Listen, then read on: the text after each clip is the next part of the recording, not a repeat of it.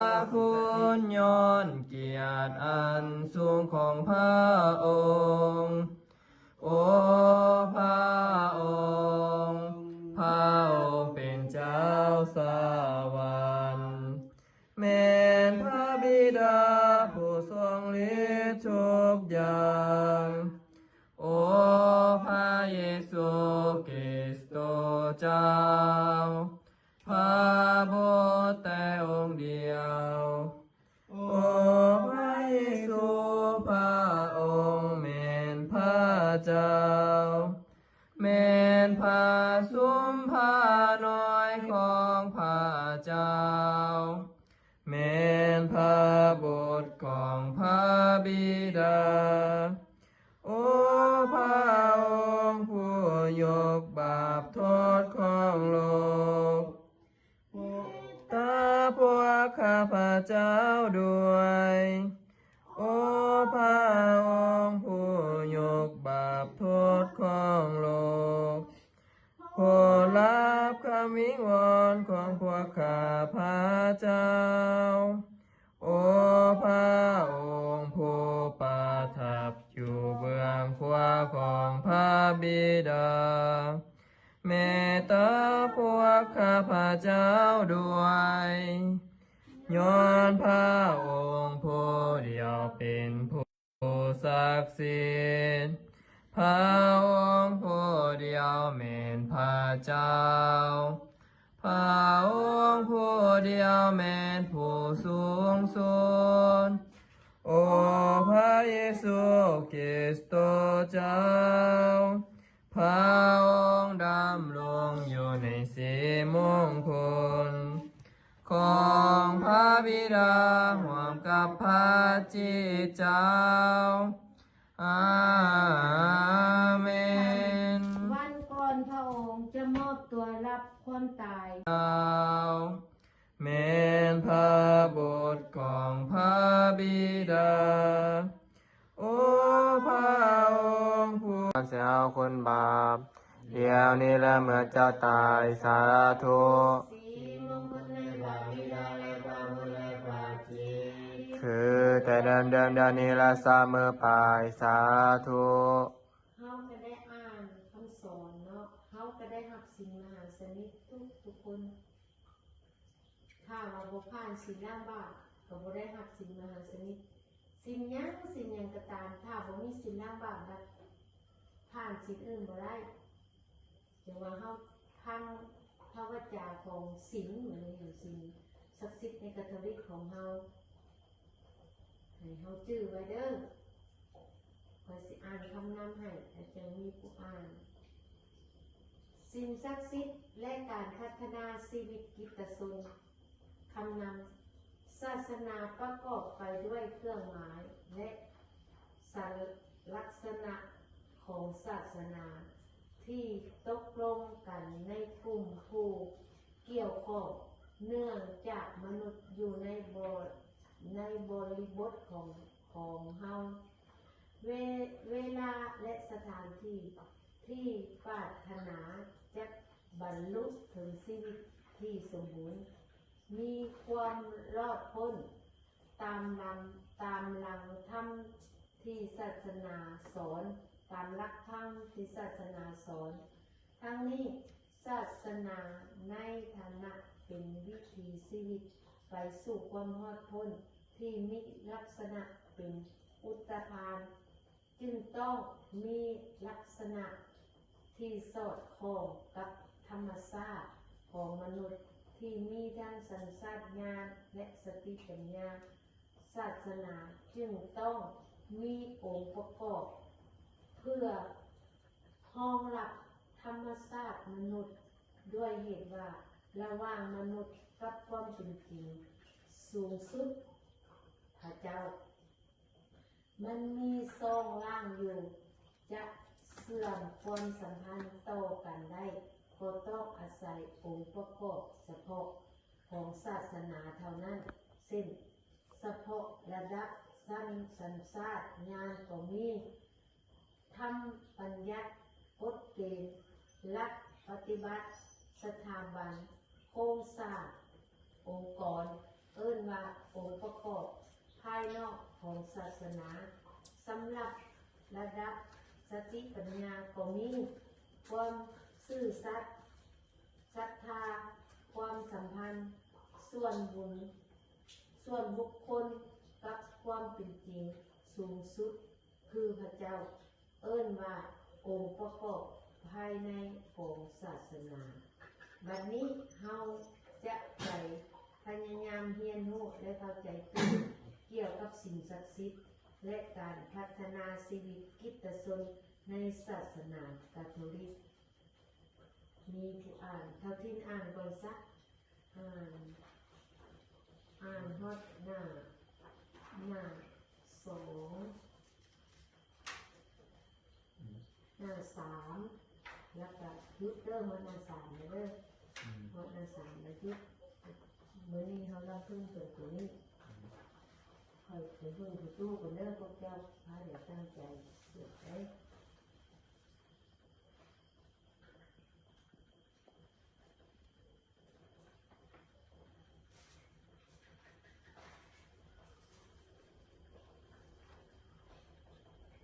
เริ่มเลยเหรอ เริ่มเลย สิ่งศักดิ์สิทธิ์ของศาสนาคาทอลิกในฐานะเป็นเครื่องหมายหนึ่งคำสิ่งศักดิ์สิทธิ์คุณยนเกียรติอันสูงของพระองค์โอ้พระองค์พระองค์เป็นเจ้าสวรรค์แม่นพระบิดาผู้ทรงฤทธิ์ทุกอย่างโอ้พระเยซูคริสต์เจ้าพระบุตรแต่องค์เดียวโอ้พระเยซูพระองค์แม่นพระเจ้าแม่นพระสุมพระน้อยของพระเจ้าแม่นพระบุตรของพระบิดาโอ้พระองค์ผู้ยกบาปโทษของโลกตาพวกข้าพเจ้าด้วยโอ้พระองค์ผู้ยกบาปโทษของโลกผู้รับคำวิงวอนของพวกข้าพเจ้าโอ้พระองค์ผู้ประทับอยู่เบื้องขวาของพระบิดาเมตตาพวกข้าพเจ้าด้วยย้อนพระองค์ผู้เดียวเป็นผู้ศักดิ์สิทธิ์พระองค์ผู้เดียวเป็นพระเจ้าพระองค์ผู้เดียวเป็นผู้สูงสุดโอ้พระเยซูคริสต์เจ้า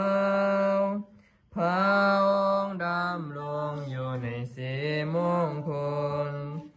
ของพระบิดาร่วมกับพระจิตเจ้า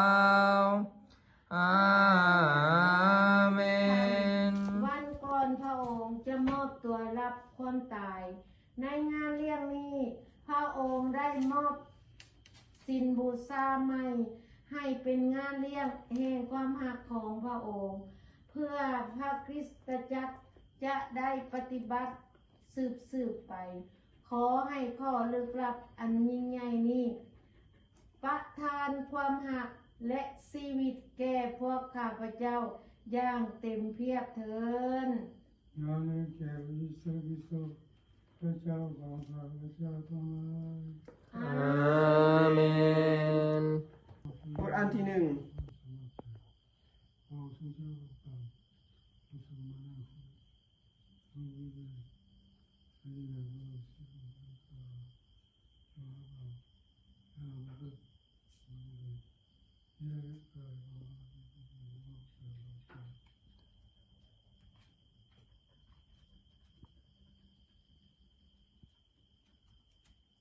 ขอเร็วกันขอเราประทานอาหารเร็วขอเจ้าสอนทศมาแล้วให้ในวันที่เราทำเรา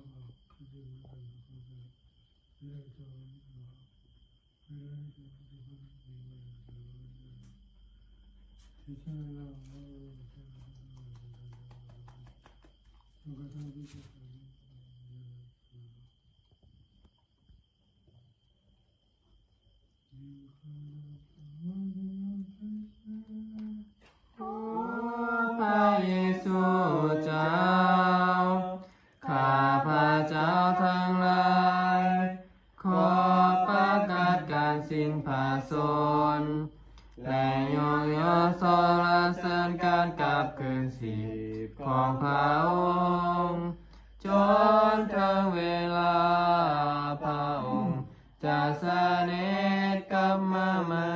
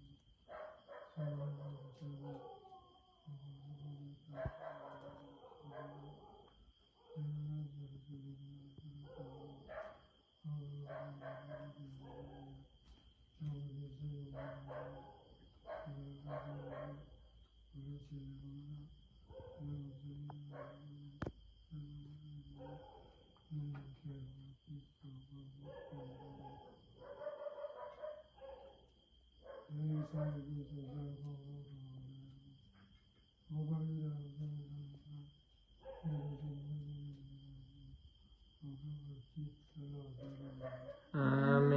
น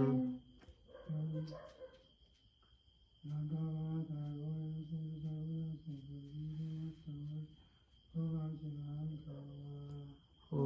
พระบิดาของข้าพระเจ้าทั้งหลายพระองค์อยู่สวรรค์ขอให้พระนามองค์เฮืองไปเมืองพระองค์ให้มาถึงให้ได้ตามน้ำพระทัยในแผ่นดินคือในสวรรค์อาหารประจำวันขอทานให้ในวันนี้ขอโปรดเพียงในพวกข้าพระเจ้าคือพวกข้าพระเจ้าบนให้เขาขออย่าปะพวกข้าพระเจ้าในยามถูกหลอกลวงแต่ให้พ้นจากความชั่วร้ายเถิด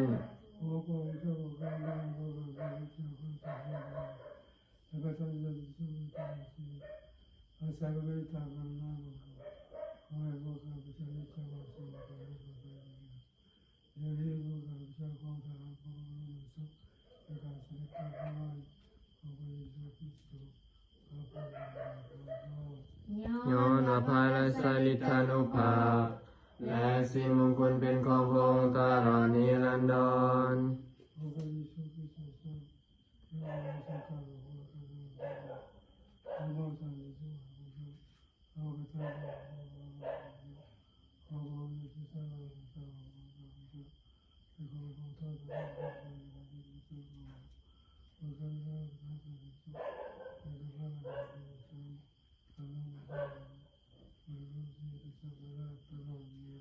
อา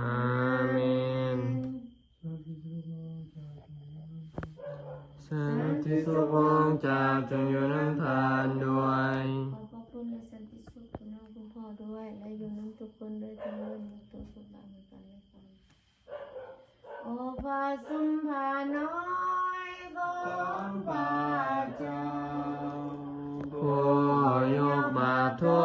ษของโลกเมตตาพวกข้าพระเจ้าเถิดโอ้พระสุมภาน้อยของพระเจ้าผู้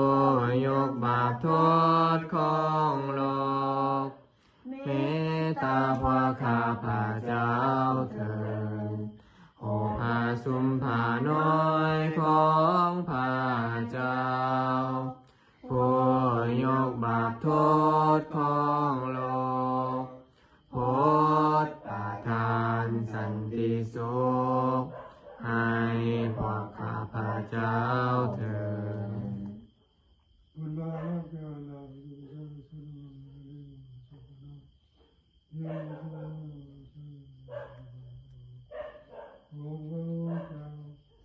ข้าพระเจ้าสมตนรับพระองค์เสด็จเข้ามาในตัวข้าพระเจ้า ขอพระองค์กล่าวแต่คำเดียวเท่านั้น แล้วข้าพระเจ้าก็จะสะอาดบริสุทธิ์ไป อาเมน อาเมน